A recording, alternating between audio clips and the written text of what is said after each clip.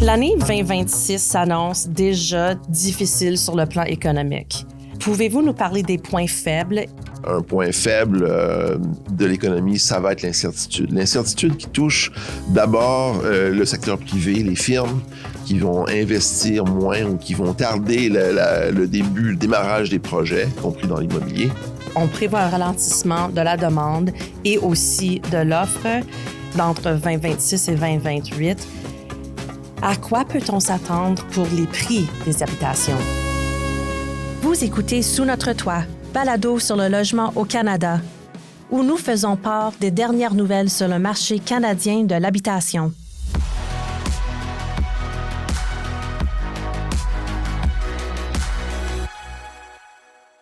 Bonjour tout le monde et bienvenue au balado Sous notre toit. Je suis votre animatrice, Joelle Hamilton. Aujourd'hui, nous parlons des perspectives du marché de l'habitation 2026 de la SCHL. Et c'est le rapport qui présente nos plus récentes prévisions sur l'économie, la demande de logement, les prix, le marché locatif et la construction résidentielle au Canada. Je suis accompagnée de Kevin Hughes, économiste en chef adjoint à la SCHL. Bienvenue, Kevin. Merci de l'invitation.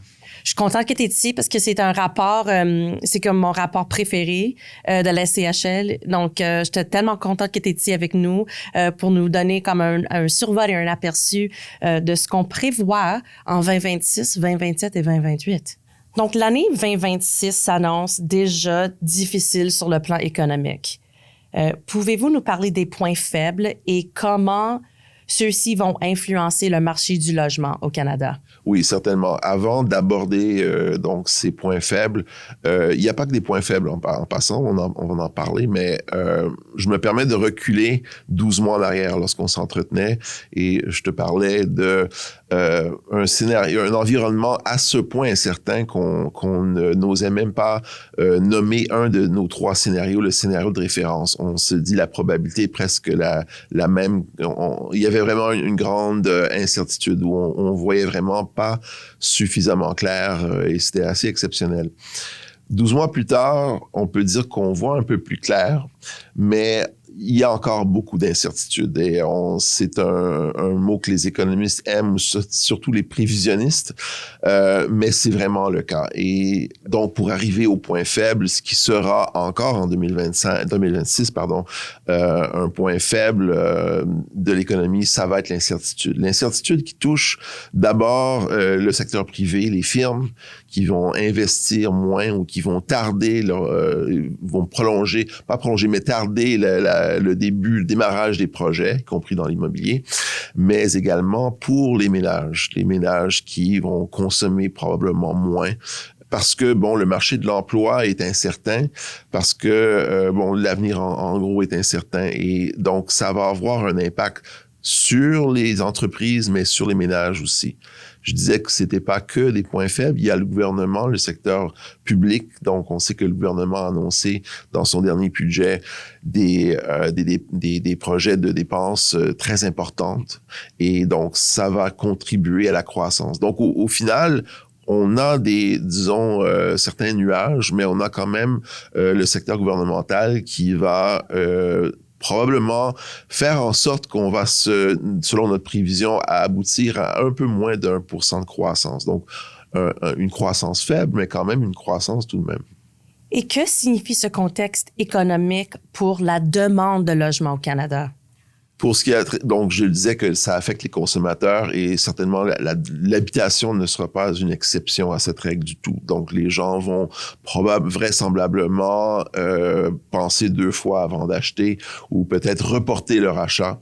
Il y a ça, mais il y a aussi que si on s'écarte de l'environnement, du commerce externe et tout ça, pour arriver à la conjoncture locale, on a quand même un contexte où les salaires, les revenus n'ont pas suivi les prix. Alors, c'est encore l'abordabilité ou l'inabordabilité est encore un facteur qui va aussi freiner la demande et une population aussi qui croît moins rapidement parce qu'on a moins d'immigrants et on peut penser ou présumer que la formation de ménage aussi, ça c'est les jeunes personnes qui quittent leur famille pour aller en appartement ou même possiblement acheter, ces gens-là ou une partie de ces gens-là qui seraient mûrs pour faire ce mouvement en 2008 vont peut-être aussi reporter. Tout ça pour dire que la demande s'en sentira plus affaiblie. Donc, on vient de parler de la demande et je veux maintenant qu'on jase de l'offre. On sait que la construction a dépassé les attentes de beaucoup de gens, mais la situation va changer selon le rapport. Les mises en chantier d'habitation ont terminé l'année en hausse en 2025 et puis environ 260 000 logements ont été mis en chantier au Canada.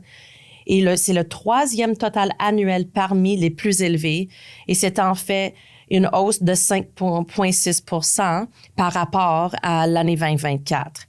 Cela dit, le dynamisme récent laisse entrevoir que des perspectives plus faibles sont à l'horizon. Bien des gens sont surpris par le bilan de 2025 parce que c'est comme tu l'as dit, c'est un bilan très fort. Mais il faut se rappeler que ce qu'on appelle une mise en chantier, donc qui est le début, le démarrage d'un projet, c'est souvent, surtout dans les grands projets immobiliers, c'est le résultat de décisions qui ont été prises des fois même plutôt 2 ans ou plus même années auparavant. Donc, il y a un effet de décalage qui explique un peu cette force. Et les projets qu'on a vus être mis en chantier, c'était des projets qui profitaient d'un environnement où l'inflation était moins importante, les taux d'intérêt commençaient à baisser. Donc, ça explique le bilan. On croit que cette période-là, cette phase-là, est arrivée à sa fin. Et donc là, pour 2026, on va voir un niveau de construction qui va être beaucoup plus faible.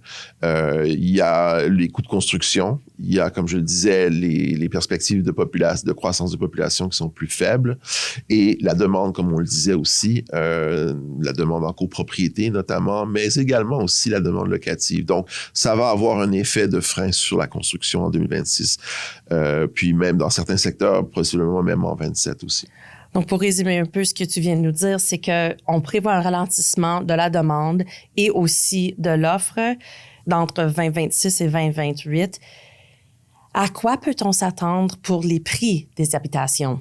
Oui, donc les prix, évidemment, la résultante de cette interaction entre l'offre et la demande. Au Canada, on s'attend à une certaine stabilité des prix. Par contre, si on s'attarde au niveau régional, si on prend par exemple l'Ontario, sans doute une baisse de prix à l'horizon. En Colombie-Britannique, probablement une stabilité, possiblement une certaine augmentation en vue de l'effet de composition du condo dans le total, disons, pour le prix moyen. Du côté Québec et les prairies, là, les prix devraient être en croissance, en légère croissance. Donc, on voit vraiment ce sont des marchés très différents que l'Ontario, enfin, Toronto, par exemple, et Vancouver. Alors, ça s'explique par ça. Il y a aussi une conjoncture un peu différente et la démographie et pas la même non plus qu'en Ontario et en BC. Donc, un portrait régional, mais qui, sur le plan canadien, aboutit à une certaine stabilité, si on veut. Donc, je vais maintenant parler un peu du rapport de l'offre de logement que la SCHL a publié au mois de septembre de l'année passée. Et puis, on a vu que la construction de logements destinés à la location a bondi l'an dernier. Elle a été stimulée par le soutien du gouvernement, soit le Fonds pour accélérer la construction de logements. Je voulais le lire parce que je voulais pas dire comme le mauvais nom du programme. Et aussi par le regain d'intérêt des promoteurs pour le marché locatif. Est-ce que ça sera toujours le cas cette année? Donc, comme tu l'as mentionné, la construction de logements locatifs, d'immeubles destinés au marché locatif a connu des années de force, on peut le dire, motivée par un contexte démographique où la demande était au rendez-vous. C'est pas ce à quoi on s'attend pour 2026, pour cette année et l'an prochain. Les marchés locatifs se sont assouplis. Comme l'ont démontré surtout notre dernière enquête sur le marché locatif.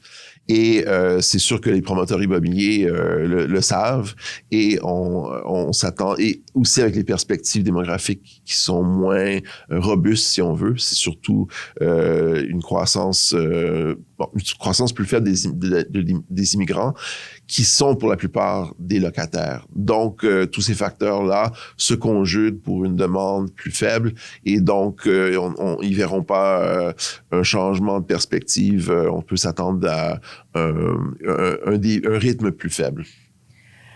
Donc, on a publié notre rapport sur le marché locatif en décembre dernier. Et puis, le rapport montrait qu'il y avait un assouplissement dans des conditions du marché avec l'augmentation des taux d'inoccupation précisément dans les grandes villes au Canada. Où est-ce que le marché locatif se dirigera cette année?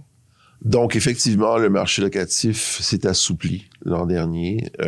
On s'y attendait. On s'y attendait en vue du stock qui était mis sur le marché, d'une part, et d'autre part, la demande qui était plus faible. Donc, les résultats qu'on a vus, et soit dit en passant, on parle pas d'un marché qui est déprimé ou c'est un assouplissement, mais dans certaines régions, le marché est quand même relativement serré. Et les loyers, bien que les loyers aient augmenté plus faiblement, pour bien des Canadiennes, c'est quand même des niveaux de loyer très élevés qui probablement freinent la formation de ménage.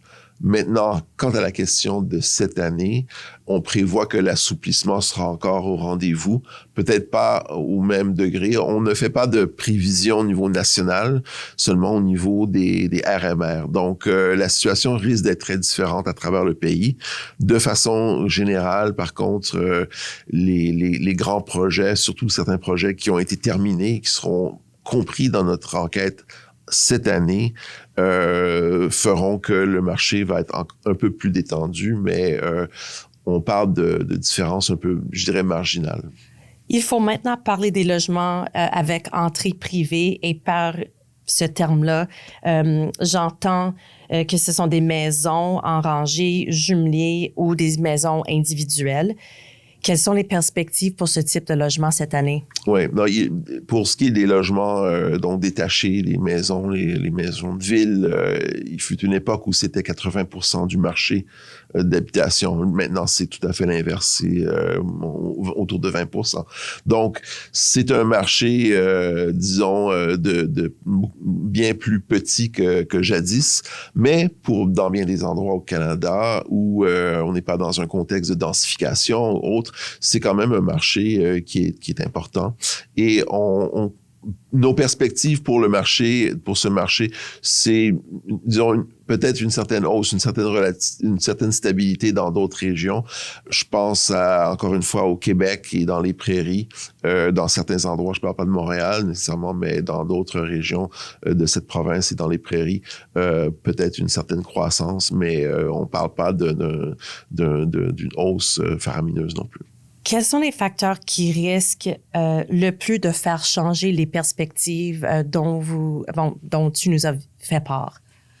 Le plus grand facteur, c'est la possibilité que les négociations qui ont lieu entre le Canada et les États-Unis soit se détériorent, se prolongent, perdurent, ou même encore pire, s'arrêtent complètement.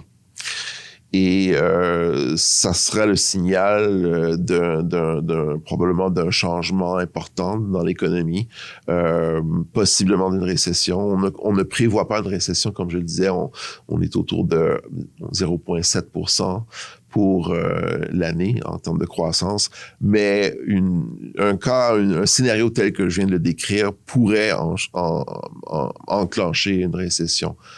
Certainement. Et c'est par l'intermédiaire de plus grandes incertitudes, moins d'embauches, de fermetures. On n'a pas parlé aujourd'hui de l'inflation. Ce n'est pas dans notre prévision que l'inflation va remonter, mais s'il devait y avoir une dégradation du commerce externe avec encore plus de tarifs, c'est toujours quelque chose auquel on peut penser. Mais disons que c'est... Alors, il y a ça. Il y a l'autre élément qui pourrait être un frein à la croissance, c'est que les projets gouvernementaux se déploient plus lentement que prévu. Bien que l'argent soit sur la table et que l'argent est présent, mais il est plus difficile, il est plus lent de faire les achats et tout ça. Donc, ça pourrait être un facteur aussi de ralentissement. Donc, Kevin, c'est ce qui nous amène déjà à la fin de notre conversation, mais j'ai une petite question pour toi. Est-ce que tu vas revenir cet été nous donner une mise à jour sur nos perspectives? Oui, certainement. D'autant plus avec l'année qui s'en vient, avec l'échéancier donc de la CEUM. Et donc, on va mettre à jour nos prévisions et ça me fera plaisir de revenir vous parler. De un, Kevin, merci beaucoup d'être ici avec moi et avec notre public et de nous avoir donné un survol des perspectives du marché. Et aussi, j'ai hâte de te revoir cet été pour voir quelle sera notre mise à jour. Et un gros merci à notre public pour s'être joint à nous sous notre toit. À la prochaine! Et saviez-vous que nous ne sommes pas seulement sur YouTube? Vous pouvez maintenant nous trouver sur Spotify, Apple Podcasts et Amazon Music. Ne ratez pas nos prochains épisodes pour découvrir d'autres discussions authentiques et fondées sur les données. Si ce balado a été instructif et amusant, partagez cet épisode, suivez-nous ou abonnez-vous. Et surtout, dites-nous ce que vous en pensez. Merci et à la prochaine!